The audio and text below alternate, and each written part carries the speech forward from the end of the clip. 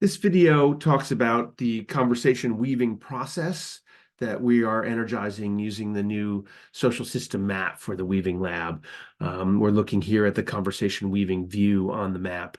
And again, you access these different map views through the sidebar here. So we're down in this one. And soon there'll be a link to this video there. So I want to talk about how you can look at and use the data, and also how you can add your own information into this view, and then what we're going to be doing with the data from here. So here we are looking at the conversation weaving view. You can see that there's a lot of overlap among all the different topics. There's a drop-down menu here that lets you see what each of them are, and if you hover over it, you'll see the full topic name. So you can select any one of these and see who's interested in that particular one. So, and you can see the full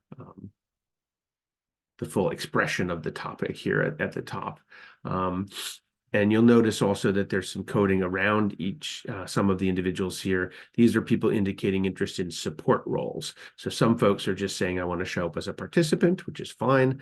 Others of us are saying we want to be involved in co-sensing and meaning making, or take on the role of a conversation weaver, which is the person who actually organizes specific instances of conversation around a given topic, or offering general support. So there's a separate video where I offer kind of an overview of the invitation for conversation weaving. I don't want to repeat all of that one here, but the essence of this is we've got a whole list of different topics. And in a second, I'll show you how we got to that list that people are interested in engaging with other Weaving Lab members. And what we're wanting to do is self-organize into lots of different instances of dialogue around these different topics. So this map gives us a way to find who's interested in a particular topic that I'm also interested in, and to organize from there. So let's take a look at where these different topics came from first. We used a platform called CoDigital back in October of 2023, and invited everyone in the lab to use this platform to identify ideas based on this question: what is a conversation or activity you would like to engage in with other Weaving Lab members over the coming months? We had 41 people contribute. They generated 21 ideas. 11 of those actually evolved over the 2 weeks, I think, that we were doing this exercise on CoDigital. A bunch of votes were cast about which ones people were most interested in sort of ranked pairs. Here's the top 5. And there's a bit of a kind of a rating around how much consensus there was on each of these, and how much they evolved. Also, you can see in this report, and a graph of activity, who participated.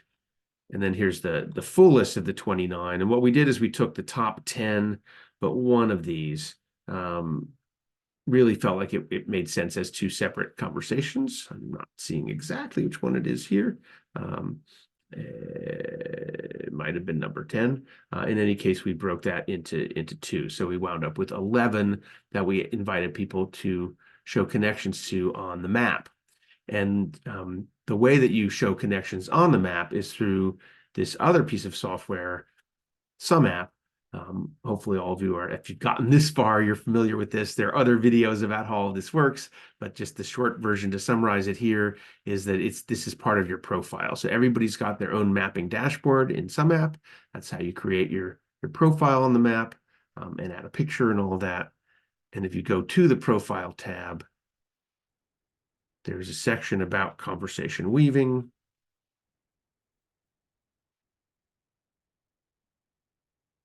Right down here at the bottom.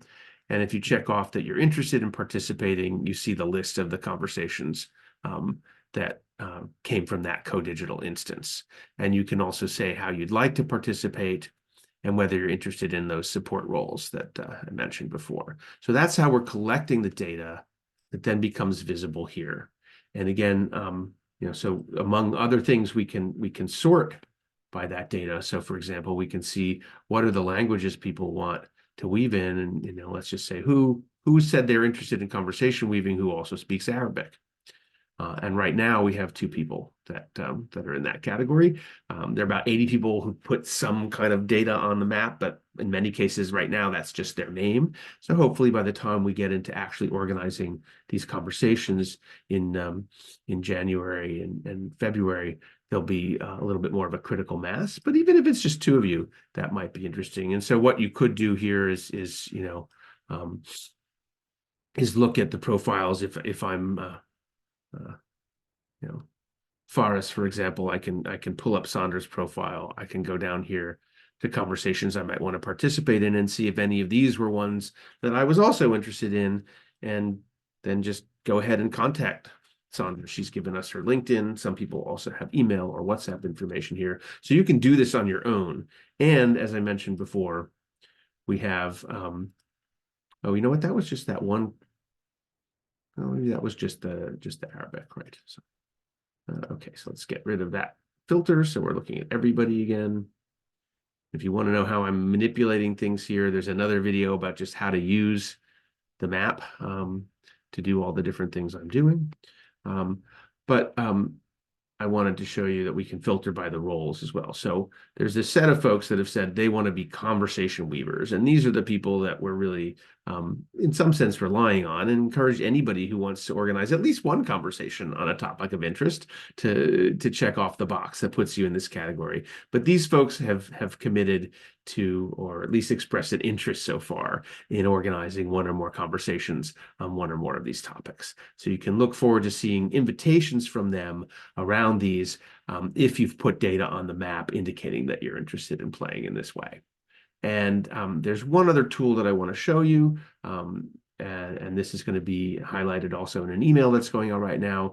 And this is a tool called When to Meet that is kind of an alternative to Doodle, if you will, but a really flexible way to see when are people, a large group of people, what are the different times when they're available. And so there you simply put your name in here. You don't actually need a password. You can click sign in. If you want to password protect your data, you can. And then once you do that,